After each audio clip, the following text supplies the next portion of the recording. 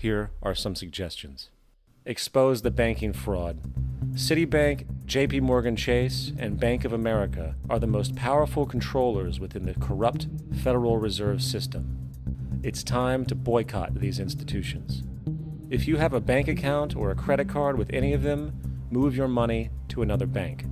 If you have a mortgage, refinance with another bank. If you own their stock, sell it. If you work for them, quit.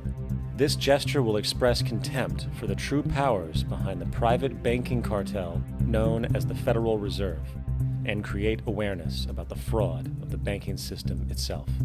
2. Turn off the TV news. Visit the emerging independent news agencies on the internet for your information. CNN, NBC, ABC, Fox, and all the others present all news pre-filtered to maintain the status quo. With 4 corporations owning all major media outlets, objective information is impossible. This is the true beauty of the internet, and the establishment has been losing control because of this free flow of information. We must protect the internet at all times, as it is truly our savior right now. 3. Don't ever allow yourself, your family, or anyone you know to ever join the military.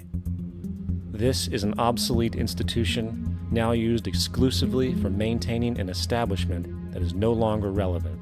U.S. soldiers in Iraq work for U.S. corporations, not the people. Propaganda forces us to believe that war is natural and the military is an honorable institution.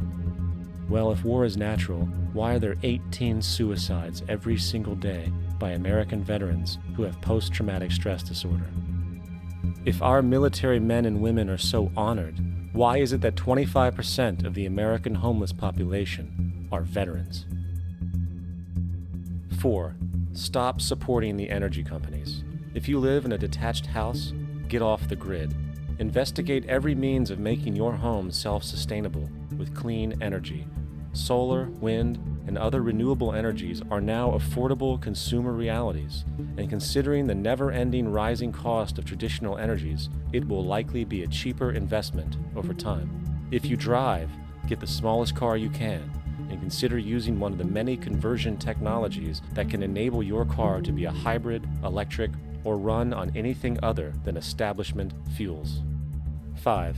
Reject the political system.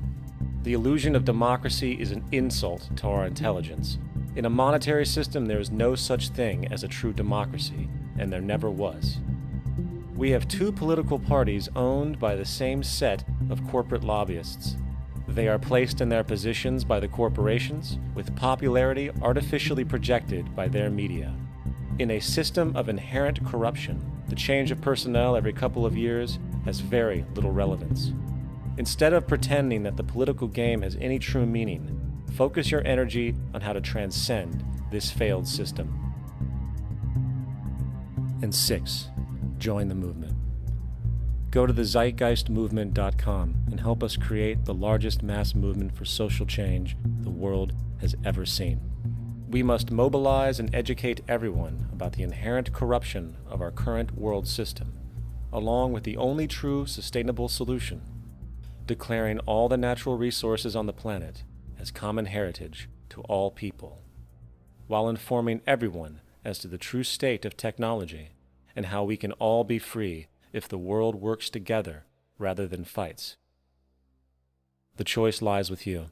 You can continue to be a slave to the financial system and watch the continuous wars, depressions, and injustice across the globe while placating yourself with vain entertainment and materialistic garbage. Or you can focus your energy on true, meaningful, lasting, holistic change, which actually has the realistic ability to support and free all humans with no one left behind. But in the end, the most relevant change must occur first inside of you.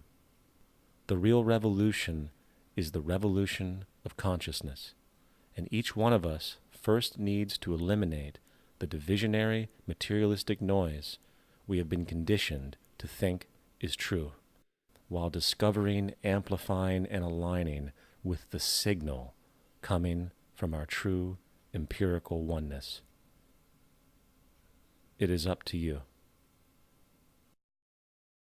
What we are trying in all these discussions and talks here is to see if we cannot radically bring about a transformation of the mind. Not accept things as they are,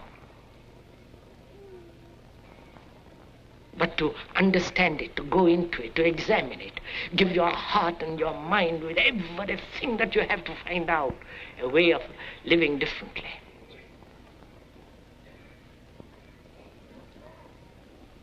But that depends on you and not somebody else.